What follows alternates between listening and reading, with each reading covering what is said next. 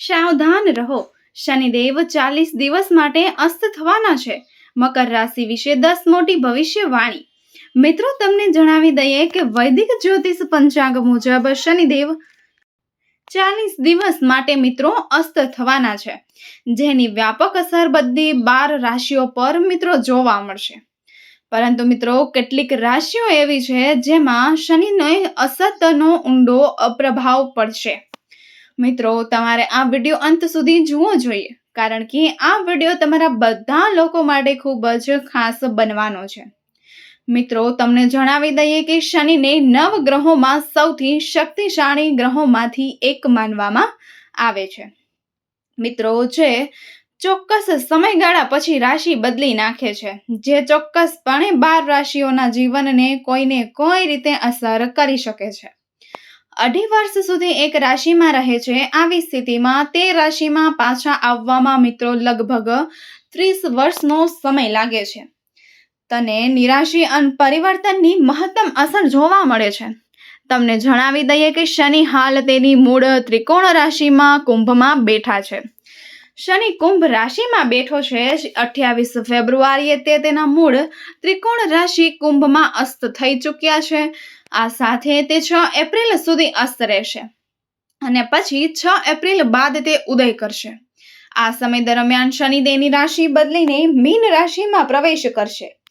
શનિને અસ્ત થવાને કારણે મકર રાશિના લોકોને ઘણા બધા ક્ષેત્રોમાં મિત્રો લાભ થશે, જ્યારે કેટલીક જગ્યાએ મુશ્કેલીઓનો સમયગાળો ચાલુ રહેશે. મિત્રો, 28 માર્ચે સાંજે 7:10 કુંભ રાશિમાં અસ્ત હશે અને 40 દિવસ સુધી અસ્ત સ્થિતિમાં રહેશે અને 6 એપ્રિલના રોજની ઉદય કરશે. શનિના અસ્ત થવાને કારણે તમારા જીવનમાં 10 મોટા ફેરફારો થઈ શકે છે. મિત્રો, જાણીએ તે 10 મોટી ભવિષ્યવાણી વિશે, જેના પર તમને શનિના અસ્ત થવાને કારણે ખૂબ જ પ્રતિકૂળ અને અનુકૂળ અસર જોવા મળશે. મિત્રો, વિડીયોમાં આગળ વધતા પહેલા કમેન્ટ બોક્સમાં સાચા હૃદયથી કર્મફળદાતા શનિદેવ મહારાજનો જયકાર કરો અને વિડીયોને લાઈક આપો, ચેનલને સબસ્ક્રાઇબ કરો, જેથી કર્મફળદાતા શનિદેવ મહારાજના આશીર્વાદ હંમેશા તમારા બધા પર રહે અને મકર રાશિના જાતકોના જીવનમાં આવતી બધી જ સમસ્યાઓનો શનિદેવના કૃપાથી અંત આવી શકે. મિત્રો, નંબર 1ની વાત કરીએ તો મકર રાશિની પહેલી ભવિષ્યવાણી કહે છે કે શનિ તમારા 11મા ભાવમાં, 8મા ભાવ તથા 12મા ભાવ પર નજર રાખશે, જેના કારણે તમને આ દિવસોમાં નાણાકીય ક્ષેત્રમાં ઘણી મુશ્કેલીઓનો સામનો મિત્રો કરવો પડી શકે છે.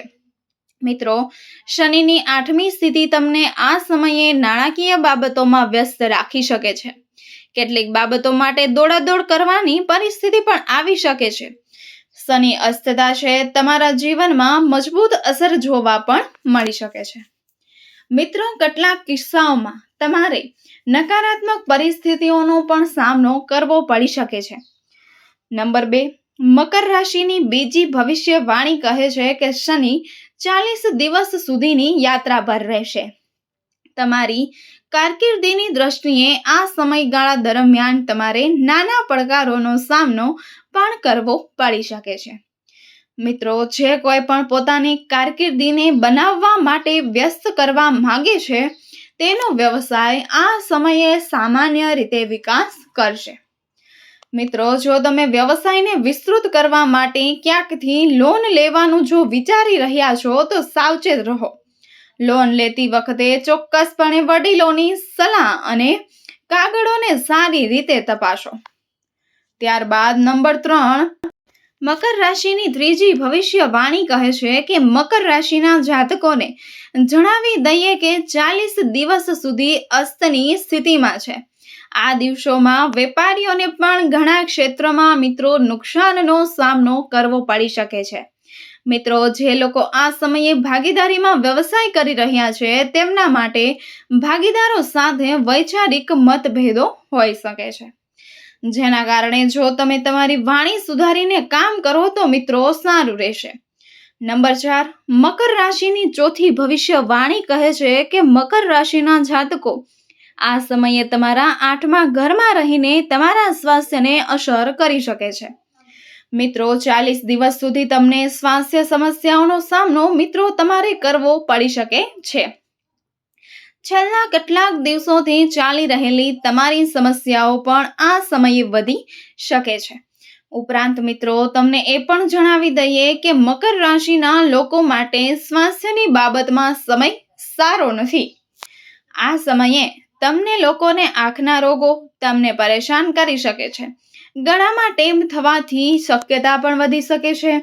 ગર્ભવતી મહિલાઓની વાત કરીએ તો તેમને પોતાના સ્વાસ્થ્યનું ખાસ ધ્યાન રાખવું જોઈએ. સ્વાસ્થ્ય પ્રત્યે બિલકુલ પણ બેદરકારી ન રાખો. પૌષ્ટિક ખોરાક ખાઓ, સમયસર સૂઈ જાઓ અને પૂરતી ઊંઘ લો. મિત્રો, ઓછામાં ઓછી 8 કલાક સૂવાનું ધ્યાન રાખવું જોઈએ. જો કોઈ સમસ્યા હોય તો નજીકના કેન્દ્રમાં જાઓ અને તમારા સ્વાસ્થ્ય સંબંધિત સમસ્યાઓનો ઉપચાર કરાવો. નહીં તો આ સમયે તમને મોટી સમસ્યા પણ થઈ શકે છે. નંબર 5, મકર રાશિની 5મી ભવિષ્યવાણી કહે છે કે જે લોકો આ સમયે શિક્ષણ ક્ષેત્ર સાથે જોડાયેલા છે તેમને આ સમય શિક્ષણમાં ઘટાડો જોવા મળી શકે છે. તેમનો આત્મવિશ્વાસ પણ ઘટી શકે છે. મિત્રો, જેના કારણે શિક્ષણ ક્ષેત્રે કામ કરતા લોકોને સમસ્યાઓનો સામનો કરવો પડી શકે છે. નંબર 6, મકર રાશિની 6ઠી ભવિષ્યવાણી કહે છે કે 40 દિવસ સુધી શનિ તમારા પ્રેમ અને લગ્ન જીવન પર ઊંડી અસરો લાવી શકે છે.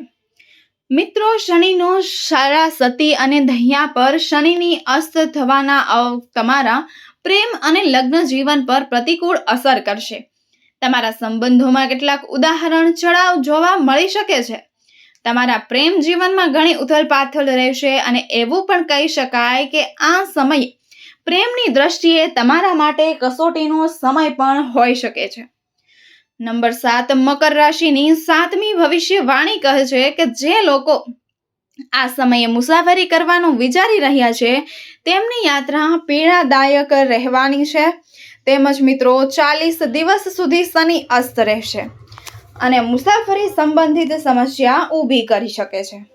ઉપરાંત તમને જણાવી દઈએ કે જો તમે આ સમયે મુસાફરી કરો છો તો અકસ્માત થવાની શક્યતા પણ મિત્રો વધી શકે છે.